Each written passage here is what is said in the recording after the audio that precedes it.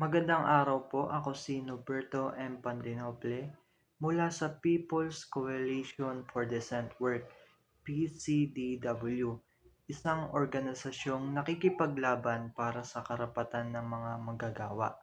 Isa sa pinakamahalagang karapatan na madalas nakakaligtaan ay ang right to participate in policy and decision making. Bilang tagapagtanggol ng karapatang pantao, naniniwala ako na ang boses ng manggagawa ay dapat marinig sa bawat desisyon na nakakaapekto sa kanilang buhay.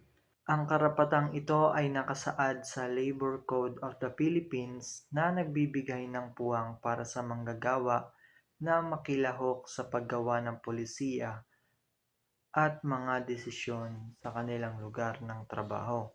Ngunit sa realidad, maraming kumpanya ang hindi nagbibigay ng sapat na espasyo para sa tunay na partisipasyon ng mga empleyado.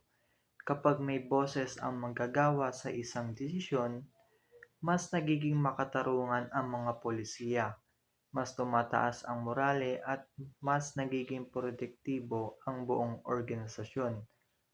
Ang partisipasyon ay hindi lamang benepisyo para sa manggagawa. Ito ay benepisyo para sa negosyo at lipunan. Ang mga desisyong may konsultasyon ay mas tumatagal, mas epektibo at mas nakakaangat sa kalidad ng trabaho. Mga kababayan, panahon na para ipaglaban ang karapatang makilahok sa paggawa ng polisiya. Suportahan natin ang mga organisasyong nagbibigay boses sa manggagawa. Ikalat ang kaalaman tungkol sa karapatang ito at sama-sama tayong manindigan para sa makatao at makatarungang mundo ng paggawa. Ako si Noberto M. Pantinople mula sa People's Coalition for Decent Work at nananindigan para sa karapatan ng manggagawa. Sama-sama, kaya natin ang pagbabago.